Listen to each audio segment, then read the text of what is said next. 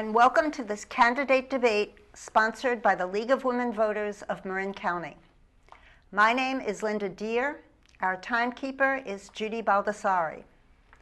The two candidates with us today are each running for a 4-year term on the Marin County Board of Supervisors, representing District 1. They are Susan Adams and Damon Connolly. The candidates have been invited to each make a 2-minute opening statement.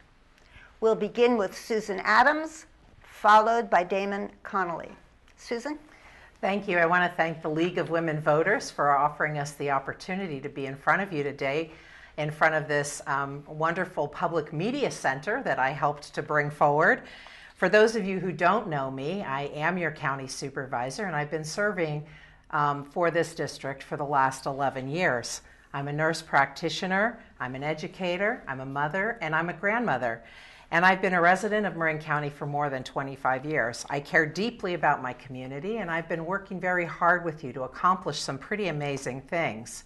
My whole career has been focusing on caring for our people, on bringing the lens of healthy people, healthy families, and healthy communities to our board discussions. 40% of our county budget is directed to health and human services, and having this lens has been particularly important as we've been making some policy decisions. I have a long public record of accomplishments. I welcome you to look at my county website as well as my susanadams.us website for a full listing. But I helped to create the Health and Wellness Campus. I created the opportunity for public transit in our communities that have 3 shuttles in our community to help address traffic issues. And I helped to bring some really important environmental issues forward, including most recently saving Heron Hill in the Santa Venetia community. Addressing homelessness for our vets is important. Bringing our county budget into structural balance has been key. And we have now received the highest credit rating of any of the counties in the state of California as a result of our good work, and also in paying down our pensions. I've built connections in Sacramento and in Washington that have been really important in bringing home resources to our community.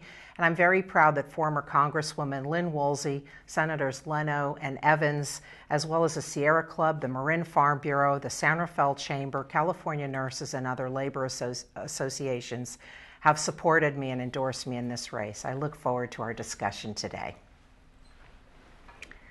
Damon?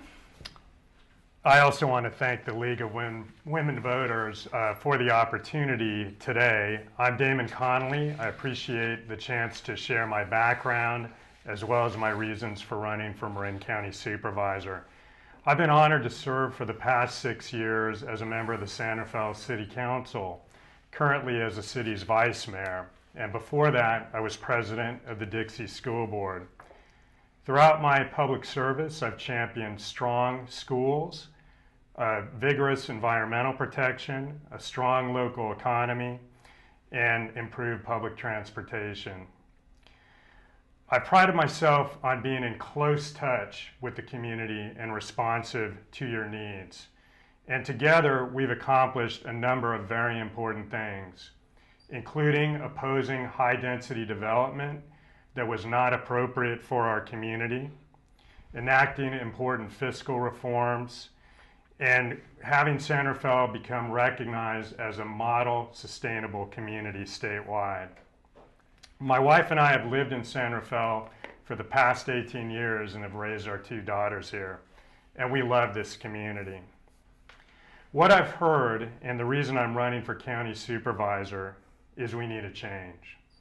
That we need a supervisor who listens, puts the needs and concerns of residents first, and provides more effective, responsive leadership. We need a supervisor who builds bridges and brings people together rather than driving our community apart. And as a professional mediator, I'm committed to providing the necessary leadership. Business as usual is not working. The old model of simply electing officials and having them go off and make decisions with little input is no longer acceptable. Our community is more engaged than ever, and our elected officials must be too. That is my pledge to you. and I too look forward to our discussion. Thank you. Now we'll begin with the questions. The candidates will each have 2 minutes to respond. We'll start with Damon Connolly, followed by Susan Adams. First question. Please provide your understanding of ongoing efforts to protect and enhance Marin's watersheds. What, in your opinion, are the most pressing watershed-related issues, and how might you help to address those issues? Damon? Our watersheds are a critical part of our culture and environmental heritage in Marin. I'm working extensively with the Galenas Watershed Council here in my district. There are a number of critical issues that I've been directly involved in. One was when we took up the issue of the San Rafael Airport. I actually pushed for greater protection of the watershed and actually looked to develop a compromise that would further enhance and create new watersheds. As a matter of planning, we need to take a watershed approach. That means simply going beyond what is right next to a stream or creek and looking at the whole area, including what we're doing upland and on hillsides, because development we do there can have a critical effect on the watersheds. My long-term goal, and I've canoed the Galenas watershed and am committed to its improvement. We're working closely as part of a watershed study now as to see what necessary improvements we need to do, would be to actually restore the watershed so you could actually canoe all the way up past Safeway. It's now a concrete culvert. We need to be moving back toward natural systems, horizontal levees, for example, through our watersheds, which would actually help us protect against sea level rise. Climate change is the key issue of our time environmentally, and sea level rise will be upon us. Communities like Santa Venetia, San Rafael have exposed shorelines, and we need to protect the levees. I'm dismayed that about $1 million has been spent on levee studies in Santa Venetia, but no improvements have been made. I think we need to come up with a plan and do things better. Thank you. Susan? Well, I really appreciate that my opponent wants to take a watershed approach. I actually was the person that launched the Las Galenas watershed studies several years ago in partnership with our Flood Zone 7, our CSA 6, the Sanitary District, and very recently the City of San Rafael came on board. The $1 million, most of that was in-kind staff and contributions from the agencies that are doing the studies. And those studies are needed in order to take the next steps in engineering and implementing. I appreciate that my opponent has recently found his way into Santa Venetia. It's an area that's an unincorporated Marin, and until recently, the community has not felt that they have been well served by the decisions that the City of San Rafael has made. I too approach a watershed study. Our county parks has just launched a study that's looking at restoring the wetlands and marshlands in the McGinnis area, taking down levees and working on creating opportunities for horizontal levees, which will allow nature to help us sponge up some of the water as we're dealing with flood zone and sea level rise. Santa Venetia is a community that's below sea level. There have been a number of projects that have been implemented in that community, including a pump station, new interceptors. We're repaving and creating better culverting systems in there, and a pump facility that is going to be in place for the winter storms that come along Vendola. This is an important issue, and I have been working very closely with that community. I appreciate the thought that we can canoe up the culverted Galenas watershed to Safeway. However, we have Highway 101 that's right in the middle of that pathway, and that prospect is going to be very expensive and take a very long time to figure out how we're going to get a canoe from the lower reaches into those upper reaches. In the meantime, we are going to continue to work together to solve these important problems. Thank you. An area closely related to water is fire. How well do you think the county is prepared to prevent or fight fires? Do you have suggestions to improve our firefighting capabilities? We'll begin with Susan. Thank you. Since I've been on the Board of Supervisors, I chair the Countywide Disaster Council. And through that council, which consists of representatives from cities and towns, law enforcement, fire, community programs, and also members at large of the community, we have been working on plans that help with evacuation in different areas of our community that are at risk for fire, especially in the narrow hillside communities. We have instituted a countywide system for implementing CERT programs so that in a disaster we can utilize the volunteer task force from various parts of the community. The wildland fire issue is incredibly important to us because in the past we have had fires, and the Vision Fire was one of the biggest where we lost a number of homes. I'm very proud of the fact that our Marin County Department Firefighters Association has supported me because of the work I've done. We've done a lot of work in terms of vegetation management in the wildland-urban interface. We have received some resources and funding to help with those types of programs. Sudden oak death is an issue that we've been addressing in partnership with our California state parks. And there's certainly a lot more that we can do. Our disaster councils are open to the public, and we have a very detailed website with with a lot of information on how community members can be prepared for all hazards, not just fire, but earthquake and flood. I've had the opportunity to be the Director of Emergency Services during a few of the disasters that we've had here in the county, and being a nurse and having had experience in dealing with trauma and emergency situations, I'm very well suited to deal with those issues. And finally, I just say that I'm very proud of having launched the nationally recognized Medical Reserve Corps, which has 400 licensed healthcare professionals now available to serve us in the event of a disaster. Thank you. Damon? I've got to go back for 20 seconds to the prior question, given the ad hominems. Supervisor Adams knows well that I'm not a recent entry to the Santa Venetia area. I've been working closely with the community on several key issues, including the watershed and the soccer complex.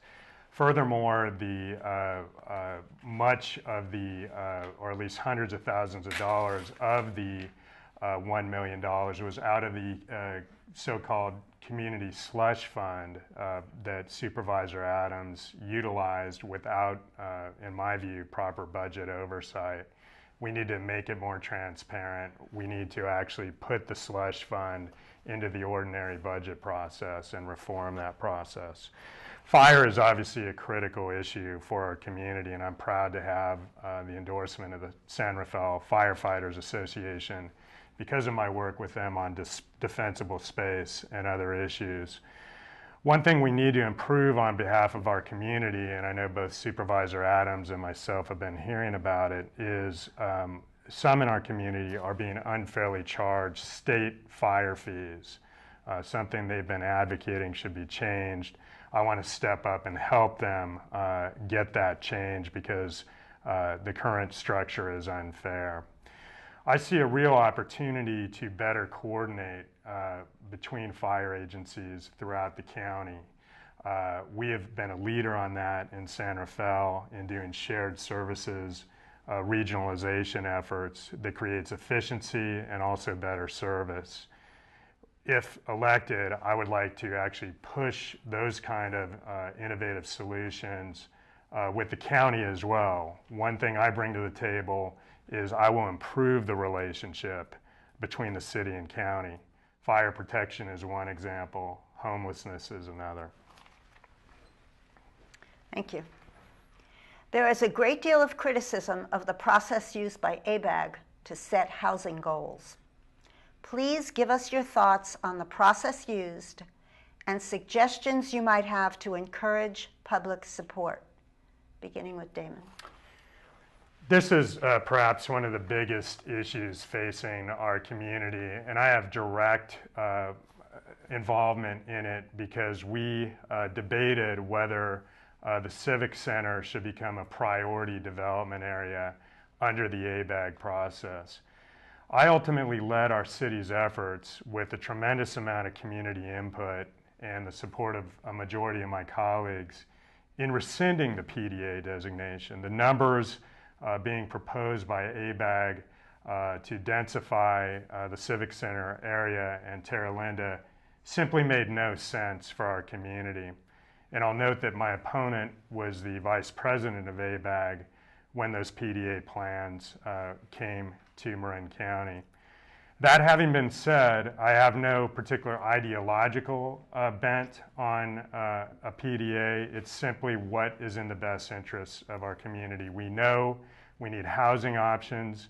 In my opinion, high-density housing next to the freeway is not the solution for Marin. There are a number of other creative things we are doing in San Rafael and can do, like converting existing units into affordable housing, renovating, creative ways of looking at and creating second units, and to the extent there is development, using inclusionary zoning to make sure we have affordable housing.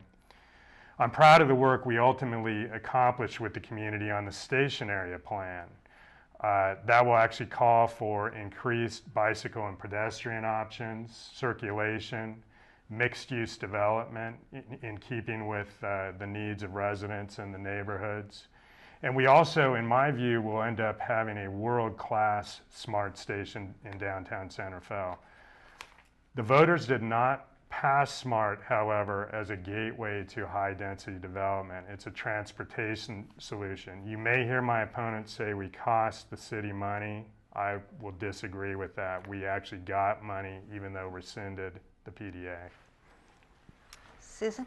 Well, my opponent is trying to recreate his history. You can go to the San Rafael City Council meeting on August 20th of 2012 to hour 3 and minute 52 and watch my opponent talk about the station area plan, the housing that was being proposed around the station area plan, and conversations that I have had with him about the plans for the Christmas tree lot, which have identified that area for housing. And we have been working at the county, me and the subcommittee, for the last 3 years on creating a permanent farmers market at the Civic Center with all of the infrastructure that my opponent has been just talking about. We did lose $150,000 when San Rafael removed the PDA, and that was then backfilled by county general funds. The conversation about how do we grow as a Bay Area is a really important one to have. We are not a gated community, and we import the majority of our workforce into our county. So when people complain about congestion on 101, a lot of that congestion is a result of our workforce coming in. I agree that we need to use a number of tools. We have used tools like that in the county. We've done infill, we've done conversions, but the state doesn't count just those. The county will now have to plan for 185 units in this next housing cycle. What I'm not hearing Mr. Connolly talk about is where is San Rafael going to put the 1,007 that they're obligated to create. If you drive up and down the 101 corridor, you'll see a number of 3 to 5 story housing multifamily units that have been built over the last decades that are transit oriented. And nobody is talking about high-rise New York-style apartments. Of course, we're going to do something that would fit within the context of our local communities. And there's a public process that will allow that to happen. I was in the minority vote when I was first on ABAG for the 773 units that the county was obligated to find places for. And it was through my relationships at ABAG that I was able to lower those densities. But it's an important problem that we need to face is what do we see as our future and growth in this county? Do you agree or disagree with Assemblyman Mark Levine's argument that Marin should be designated as an urban, not suburban area? Susan? Well, I think that we're designating it as suburban. I worked with the nonprofit housing agencies to craft AB 1537, which would correct and clarify that Marin County is suburban in nature, not urban. I've worked very hard to get the support from the California State Association of Counties, the League of Cities, different housing groups, labor groups, and other jurisdictions that would be impacted by this. And it made it through its first committee. We are now in the Senate side, and I think we will be able to achieve, at least for this next housing cycle, which will be an 8-year cycle, a 20 unit per acre designation. Novato negotiated to have a lower density than their urban density of 30 units per acre. But the side consequence from that was that they have to do a by right allocation to allow housing to be created. And there was enough concern from our county that by right means that we undermine CEQA and don't allow a full public process for review of specific plans that we decided not to go the by right track. Now, with the housing element that we had at the last cycle with the 773 units, in this cycle, we will be able to reuse the ones that have not been built, and of course there hasn't been enough time to build any of those, and we'll have an opportunity to identify those 180 that would be more appropriate for the submittal. But just because we submit a housing element to the state for certification doesn't mean it automatically gets built. There would have to be a very thorough, open public process to allow that to happen. A lot of people are getting confused between what's a Plan Bay Area and housing element, but housing element law has been in place since 1969. And every so often, every few years, each city and town and county have to identify where in their zoning they have opportunities for the full range of housing, not just affordable, but market rate as well. And I would like to hear my opponent talk about the plan for where 1,007 units in San Rafael is going to go. Damon? Of the 773 units referenced by Supervisor Adams in the county housing element, 70% of those units have been designated in District 1 alone, Supervisor Adams' district, which is causing legitimate concern by her constituents. That includes 221 units on St. Vincent Silvera. She ran originally on a platform of no development at St. Vincent Silvera, a position I happen to agree with given the significance regionally of those lands in terms of environment and culture. She has now changed her position on that issue. In terms of the station area plan, I recommend that the public go to our final plan, which was adopted in September 2013, again with my leadership and the communities and my colleagues, and see what you think. Let us know. The record will speak for itself. I agree that we should be designated suburban rather than urban. The issue with the legislation that Supervisor Adams is touting is it was recently watered down, and similar efforts in the past have failed in Sacramento. I'll note that other folks were pushing it in the past, including then Assemblymember Huffman, and I absolutely agree with those efforts. But we can't count on that alone. I believe we have to look at other alternatives like pushing for lower designations, meaning show leadership in Sacramento in advocating our cause, and also use approaches like Novato. There is a dispute with Supervisor Adams' characterization that it absolutely results in by right. We need to explore that further because ultimately the goal is to make sure that whatever plan of attack we come up with does make sense for our communities. Thank you. Please provide your thoughts regarding solutions for the payment of unfunded pension and retiree health liability in Marin. We'll begin with Damon. Thank you. This is a real hot button issue and one I've been thoroughly involved with and was recently happy to receive the endorsement of Citizens for Sustainable Pension Plans. I also have a lot of support in the labor community because I think both sides of this issue, number one, realize how important it is, and number two, recognize my skill set in being able to bring people together and get real solutions on this issue. San Rafael was the first city in the county to enact significant pension reform through our collective bargaining process. We enacted the 12-point plan advocated by Governor Brown in terms of pension reform. We went even beyond that. Our employees actually pay a full 12% of their salary toward pensions. We were actually designated by the grand jury as #1 out of 40 jurisdictions in Marin in terms of addressing the important issue of unfunded retiree health care liability. It's important to think of this as three separate but interrelated issues. How much debt are you incurring? What's your health care liability? And what's your pension liability? Right now, both the county and city can do better. The city, if you include everything, has a better track record, 61.2% funding versus 61%.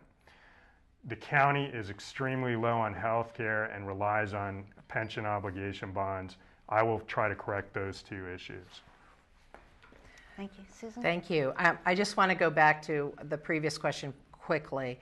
On the St. Vincent Silvera issue, yes, of course, I said, no development. But during our general plan in 2007, I did not have 3 votes to go along with that. So we have 10% of what the city of San Rafael had proposed, which was 2,100 units.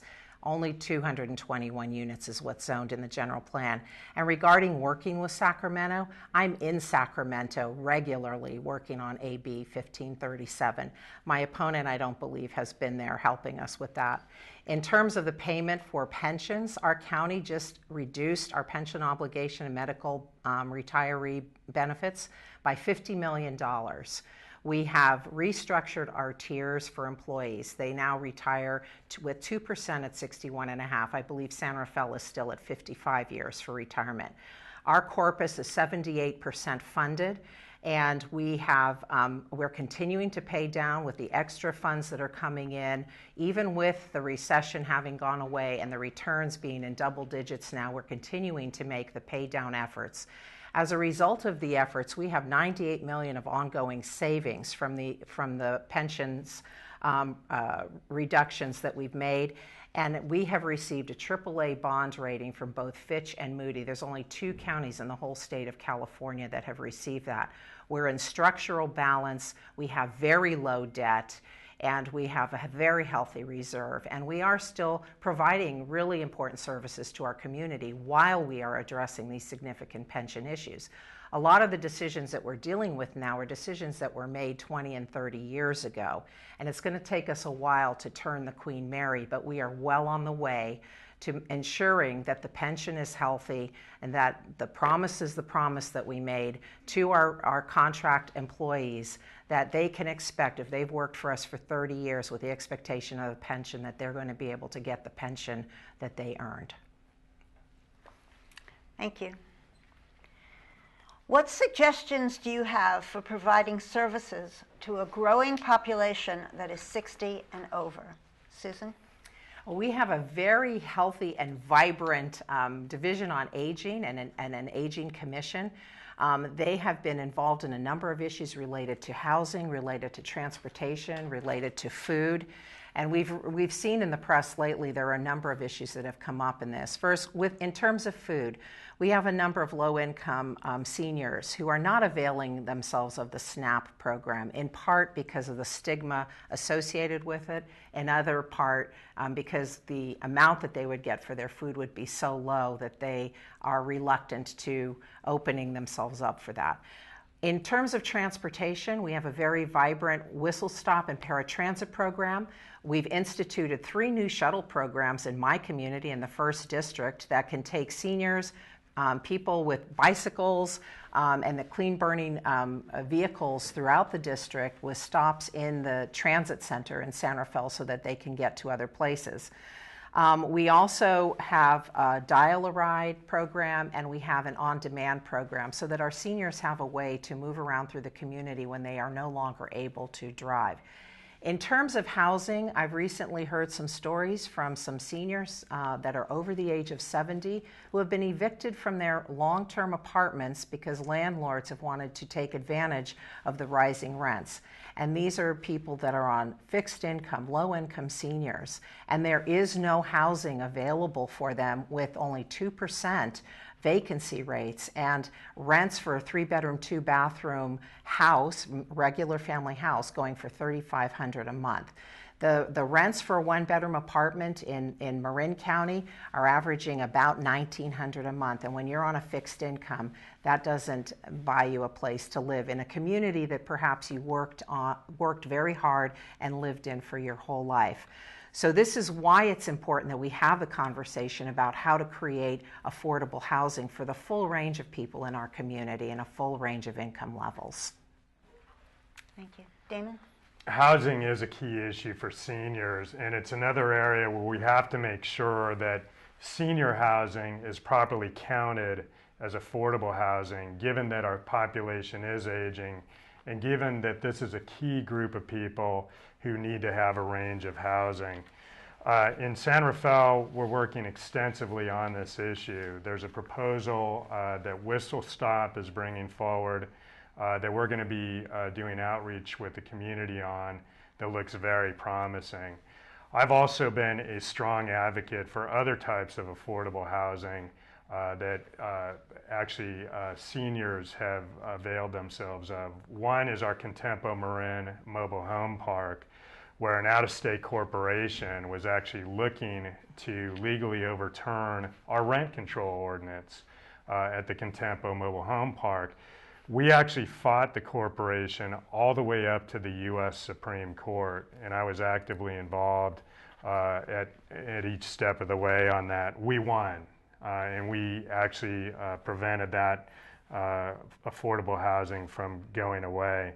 So I'll continue we actually have an active senior community. One thing I'm really pushing in this race is we need to engage with the community more. By that I mean not just talking to the community, but hearing what's on their mind. I think seniors are a key group of residents that I would like to hear even more from.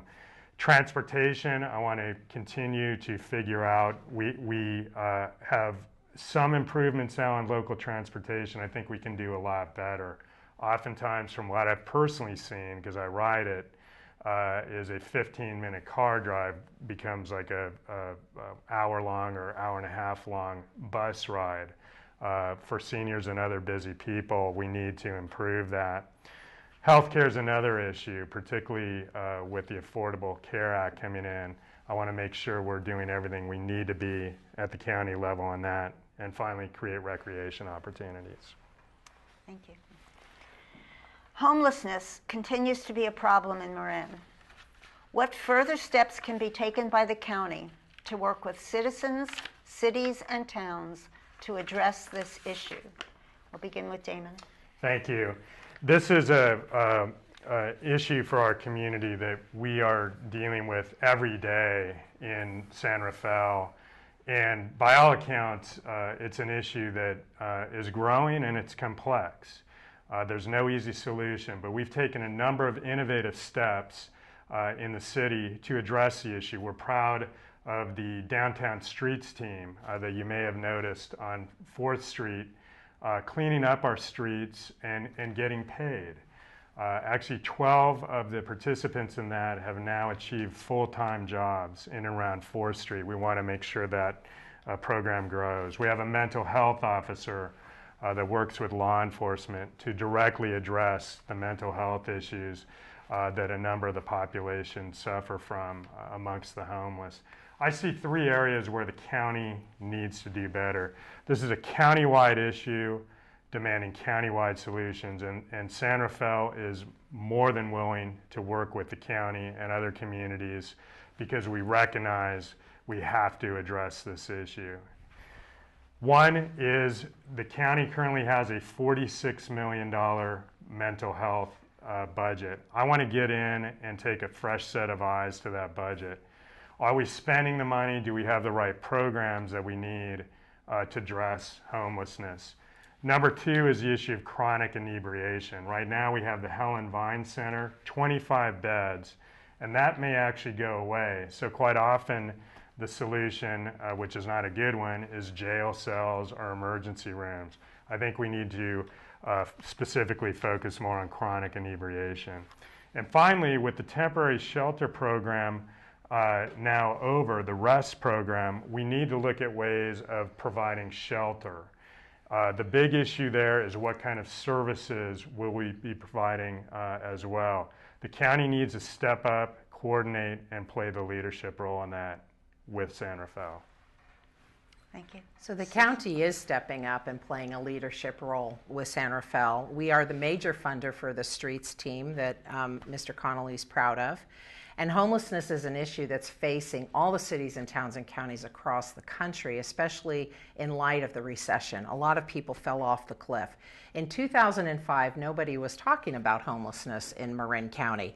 And I started the Marin County Homeless Policy Coordinating Committee, which brought together city leaders, nonprofits that were working in homelessness, faith-based organizations, members of the homeless community, and all of our health and human services so that we could figure out how over the next 10 years in our 10-year plan we could direct our resources most efficiently to get the most bang for the buck. 80% of the tasks that were identified in that first homeless plan were accomplished, and we've now revised that 10-year plan to go on to the next phase. I was able to access 35 Section 8 housing vouchers that are called VASH vouchers for veterans to help our homeless veterans find housing. In the last 2 years, 35 homeless vets have been housed. 10 of them have moved on, which frees up those vouchers for the next 10 vets. The county fully funds the 55 beds at Mill Street, which takes people off the street in San Rafael every night, and it's a funding partner for Nevada's Homeward Bound programs. We administer the McKinney-Vento funds, which help support Shelter Plus for mentally ill homeless people. The county also administers Prop 63 funds, which provide resources to those who are mentally ill. And altogether, the county is paying $14 million just in homeless services alone, countywide, not just in San Rafael, but in all of our communities. Local, state, and federal funds are at play. So looking at that budget with the $46 million, a lot of those state and federal funds, you have to spend them the way the state and federal dollars are supposed to be spent by law. But the real issue is lack of affordable housing. And until we're ready to really talk about how we can provide housing for the full range of our community, we're going to continue to have these challenges. Thank you. In your opinion, are community-based power suppliers, such as Marin Clean Energy, an effective means of promoting development and use of clean, renewable energy sources? Should we be looking at other ways to increase use of renewable energy? Begin with you, Susan. Thank you. I love this question because one of the things that I'm most proud of was having cast the deciding vote that launched Marin Clean Energy, along with a $2 million startup loan that was then paid back to the county to allow the customers to have a cleaner option. I don't think you're going to see a difference between my opponent and me on our passion for clean energy. But I've also taken it a step further. Part of what the county supervisors are involved with is our agricultural community. And I have been working with the West Marin agricultural community on a project called the Marin Carbon Project. You can go to the website and look at that. It's a way, it was a 5-year study that demonstrated that with certain kinds of composting and spread over our rangelands, we can actually sequester hundreds of thousands of tons of carbon that's already in the air, at the same time retaining 7 to 8% more water in the soils and providing really healthy food source for our range animals. The farming and our agriculture is one of our top 10 targeted industries. The other area we need to focus some more attention on is in our efficiencies in our homes, in energy, in retrofits, insulation, double painting windows, natural venting in our homes. And we have a department in the county that's working very proactively with residents who are interested in helping them to access opportunities for energy solar panels on their roofs, as well as looking at audits and how they reduce energy. I was able to bring my monthly bill from $100 a month down to $25 a month through a number of these programs that are available. And so it's through efficiencies as well as solar generation or clean generation that we're going to solve some of these problems. The county, it has just installed a 0.5 megawatt of solar on top of the new public safety building that's going to be opening May 10th at 1:30. You're all welcome to come. And a number of other programs where we are walking the talk of reducing our energy load. Thank you. Damon? I also appreciate this question. As many of your audience may know, I'm chair of the Marin Clean Energy Program, and I was a founding board member. I've been intimately involved in developing the program since day one. And it has been successful in increasing local renewable energy and renewable energy supply overall. We're proud of a number of projects that I can maybe take 10 seconds and describe. One is our feed-in tariff program, which actually says if you come up with a 1 megawatt or less solar project or renewable project in Marin Clean Energy will buy the energy from you. The Santa Fe Airport was a first of its kind project under that program and has been a great success. If you overproduce solar on your roof, the net energy metering program of Marin Clean Energy means MCE will buy the excess power from you at retail, further adding incentives to produce solar. We actually have a new program called Sol Shares. If you can't put solar on your own roof, you can actually buy into a local project with other residents at cost, again incentivizing solar. Overall, MCE customers are paying less than PG&E now for both residential and commercial. There's about 50 megawatts of new generation that's been produced since the program came online. And also we're over 60% greenhouse gas free. We need to do a better job locally, and I should note that my opponent actually missed a vote on an opportunity to vote for a good solar project at the Greenpoint Nursery. There's other things we can do. Santa Fe is actually leading a 3-county effort to incentivize and produce solar on municipal buildings and parking structures.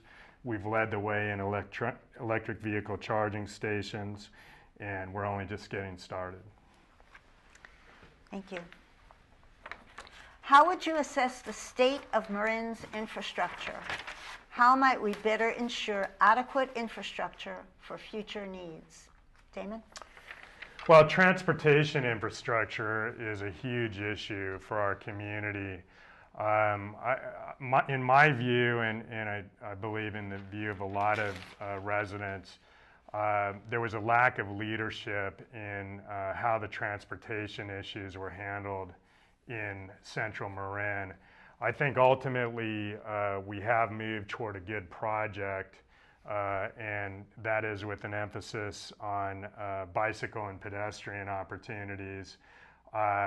We need to make sure that SMART stays fiscally sound and goes to the Larkspur Ferry Terminal to make it viable. I'm committed to doing that.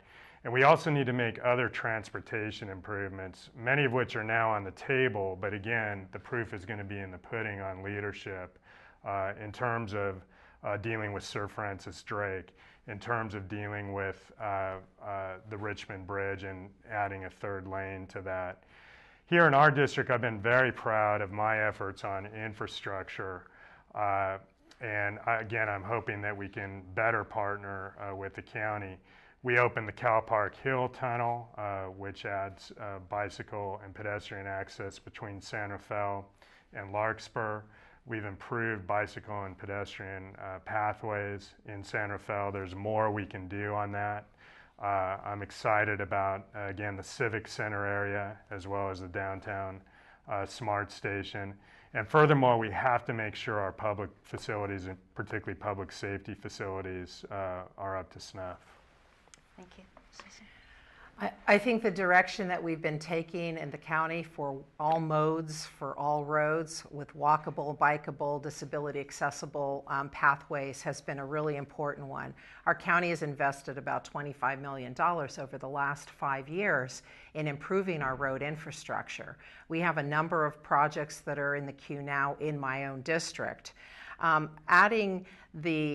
Opening the Cal Park Tunnel allowed us an opportunity for shorter access between the transit center in San Rafael and the Larkspur ferry. But I was part of a subcommittee with past Mayor Alboro when we worked on the 101 Gap Closure Project that included a Class 1 pathway through San Rafael, which is being utilized now. And that also included putting up new sound walls and quieting asphalt, noise-reducing asphalt that would help the community that was living in the Lincoln Hill area above reduce some of the impacts from the extra sounds from 101.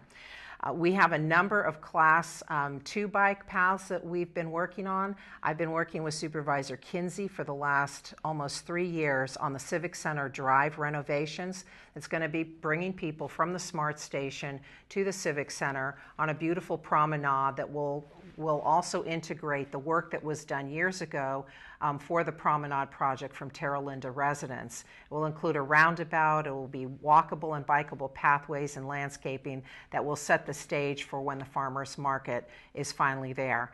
And finally, I worked with my Lucas Valley community when we were a potential PDA. I was able to access $850,000 that helped create a safe pathway on Lucas Valley Road for bicycles and pedestrians, a stretch of pathway that had been very dangerous for people trying to get to the 101 commuter path. That extra funding is now no longer available to either us in the county or to the city of San Rafael for those previously designated areas once we removed those from potential PDA status. Thank you. What steps would you recommend for working constructively with the Association of Bay Area Governments, the Metropolitan Transportation Commission, and the Bay Area Air Quality Management District? We'll begin with you, Susan. Thank you.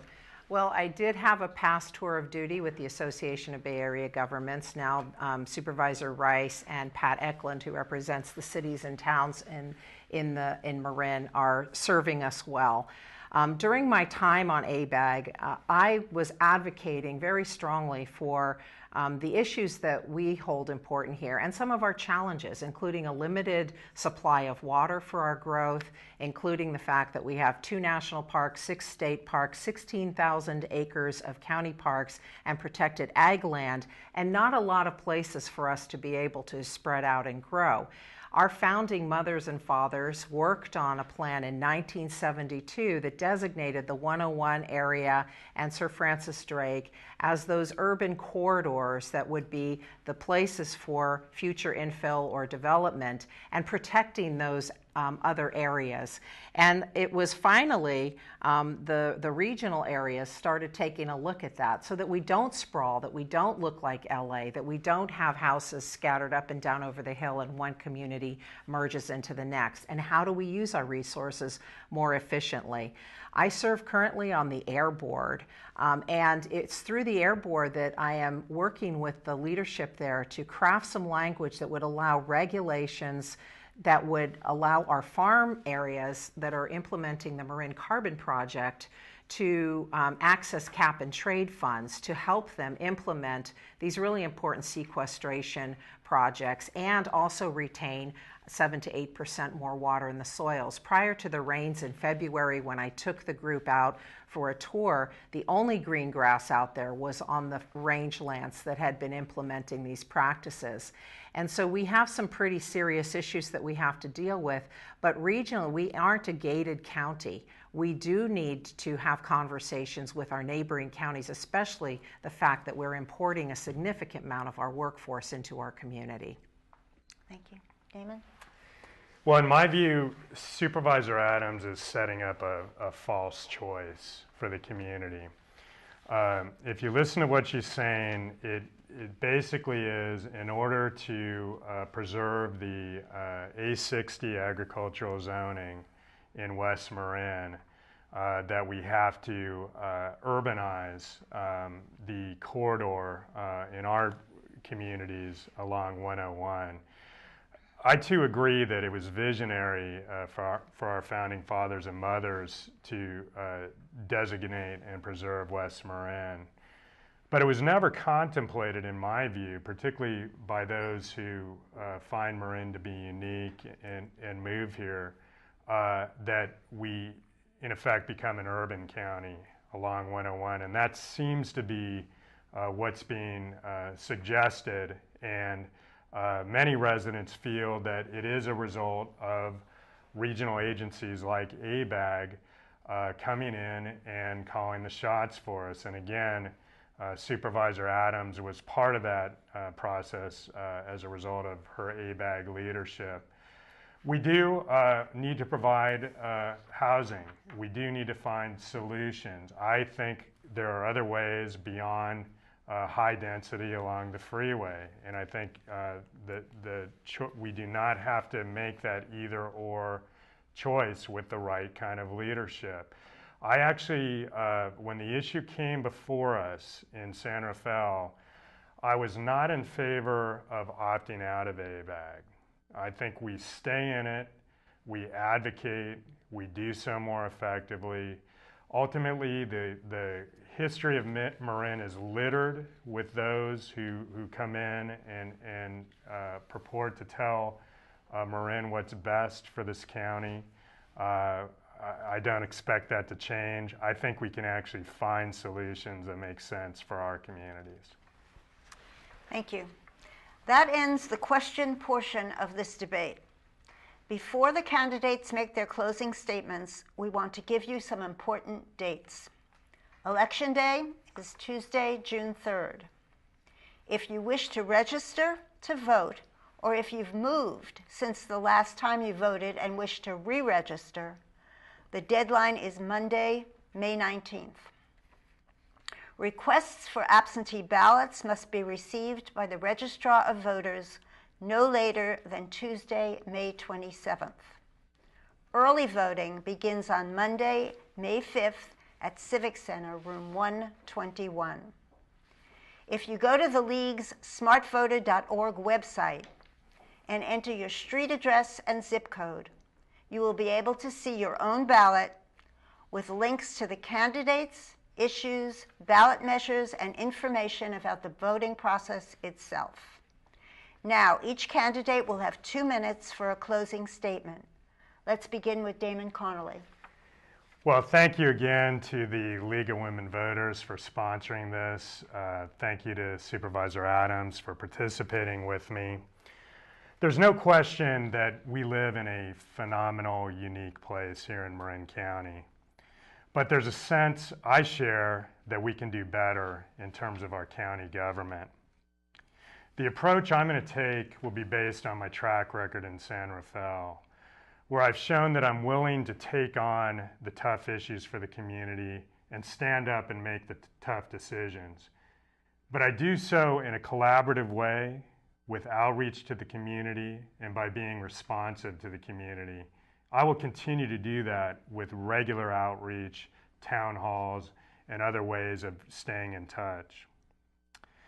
I'm going to bring my energy and desire to improve our communities, working with you every day to the Civic Center, and I very much look forward to that. I'll bring a fresh perspective on county finances, and on the other key issues we've talked about today, I believe I bring a different approach, including on development. I'm running on a theme of let's keep the promise of Marin. What I mean by that is local decision making based on local Marin values, informed by collaborative, community-based dialogue, resulting in more effective, responsive decision-making on behalf of our residents. I'm very proud of the support I've received in my campaign. We're running what we're calling a big tent campaign. Congressman Jared Huffman, the firefighters, the police, Marin County prosecutors, pension reformers, neighborhood leaders from around the district. have all come together. I'll continue to use that collaborative approach. I'm very proud to have the support of all my colleagues on the council. They know I can get the job done, and I will do so for you. Thank you. Susan? I want to thank you again for allowing us to have this conversation today. Thank you to the League of Women Voters. I always enjoy coming back. I think this is my 5th run with you. But I guess I would ask the voters to decide who we are as a community in Marin. And where do we see ourselves going in the future? The future I see continues to protect our environmental and small family farm heritage. I see our future as moving completely off the fossil fuel grid and reducing our greenhouse gases. The future I see protects our greenfield spaces by looking at our infill opportunities for our much needed workforce, housing for our teachers, our childcare workers, and our other service people who are currently commuting in, but part of the fabric of our community. The future I see does not allow our children to live in cars homeless. I have a strong record of environmental protection, which is why the Sierra Club has endorsed me. I cast the deciding vote that launched clean energy. The cows are still eating grass at St. Vincent's in Silvera. I brokered the deal with the San Rafael community and in Peacock Gap and with their the business, the San Rafael Rock Quarry, to implement 172 conditions of operation. You don't get to that place without listening to the community and bringing them together. I have been working on watershed restoration programs, and I'm not just giving you campaign slogans or 30,000-foot ideas about what I will do. My record is long. Those of you that have worked with me know what I've been able to deliver, the fights that I've fought for you, and the successes that I've had. And just voting no on an issue does not get you the 3rd vote that you need to actually bring the issue over the finish line. And more often than not, I've been able to bring that 3rd vote over the finish line. I'm experienced. My connections in Sacramento and Washington are really important in terms of the legislation we're working on and bringing things home to the community. I hope that you will vote for me. SusanAdams.us is my website. Please go visit it and give me a call if you have more questions. Thank you to the candidates and to our timekeeper, Judy Baldassari. And thank you for watching.